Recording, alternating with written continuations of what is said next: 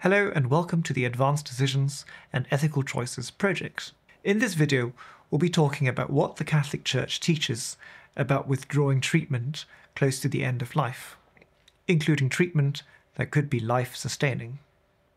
So let's get straight to the point. Is it ever all right to refuse or discontinue treatment? As Catholics, we believe that human life is created in the image and likeness of God. As such, human life has an intrinsic dignity which nobody can ever remove, and we have a general duty to preserve and protect life. So, when there is treatment that is effective and that doesn't have any side effects or has side effects that we are able to cope with, then accepting such treatment would be part of our general duty to preserve and protect life. But the Church does not teach that we must preserve and protect life at all costs. Sometimes medical treatment no longer works. It becomes futile. Or perhaps medical treatment does work, but it offers very minimal benefits in contrast to more significant burdens or risks. Sometimes we just know that a particular treatment is overly burdensome. When we talk about burdens and risks, this includes not just pain or the effects or risks of treatment such as an infection, but also psychological burdens, and for some even financial burdens.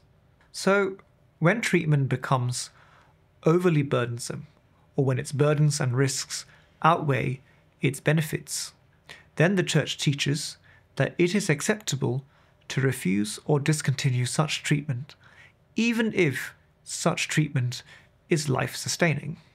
Such treatment is what Catholic moral theology calls extraordinary means or disproportionate treatment. This has to be a case-by-case assessment about you, about the treatment options, and about their benefits and burdens, not just medically, but also what you, as the patient, are able to cope with. There is no predetermined list of which treatments are extraordinary and disproportionate and which treatments should always be accepted. The intention behind refusing or discontinuing treatment should not be to end or shorten life, nor should it be because we think that a particular quality of life makes life no longer worth living. From a Catholic point of view, we should focus on whether the treatment itself is worth having or not, because it's effective or not effective, because it promises more benefits or more burdens. When our assessment is about the treatment no longer being worthwhile because it's disproportionate, then it's morally acceptable to refuse or discontinue it. In fact, refusing or discontinuing disproportionate treatment can be a very good thing. It provides us with the reassurance that we don't have to accept every single burden or risk just to extend life by a little bit. Particularly when we're close to death, we should also think about the spiritual preparation needed for that moment in our lives. And sometimes we want to be in a more peaceful state to prepare spiritually for death. So that's the teaching of the Catholic Church on withdrawing treatment towards the end of life. But let me add two more points.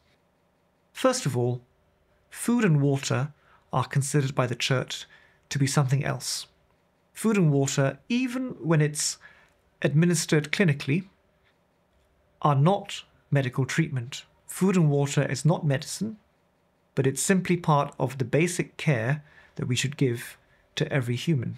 In principle, food and water should never be discontinued, even if it is clinically administered, unless, of course, the administration of food and fluids is significantly burdensome or is simply no longer able to nourish the body.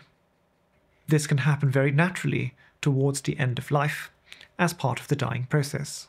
Secondly, how does all this relate to the three options that we explore in our project: the advanced statement, the lasting power of attorney, and the advanced decision to refuse treatment? Well, In making use of any of these tools to express our decisions or preferences about treatment, the moral principle is the same. All that we've just said about Catholic teaching, about withdrawing treatment, applies to any of these tools. The one difference is that with these tools, we're asked to consider treatment and our decisions or preferences about it in advance, before the time comes. When we are thinking about a treatment in the future, in relation to some future condition, it can be difficult to predict what things will be like. We don't know what our condition will be like. We don't know what the treatment options will be or how we will react to those treatments. Indeed, our attitudes towards illness and towards treatment, their burdens and benefits, might change and develop over time. All that is perfectly normal. What does that mean? It doesn't mean that we cannot make decisions in advance about treatment, especially if our illness has a more predictable trajectory and we are not thinking so far into the future. It might be appropriate to make decisions in advance about specific treatments that we have concerns about.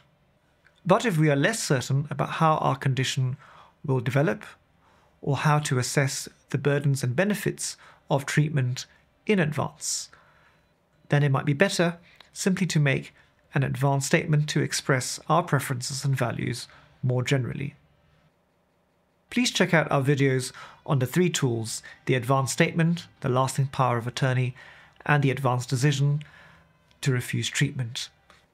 So do check out our website, www.bioethics.org.uk, where you'll find links to our project page on advanced decisions and ethical choices, and you'll find all the other documents and videos. Thanks for listening.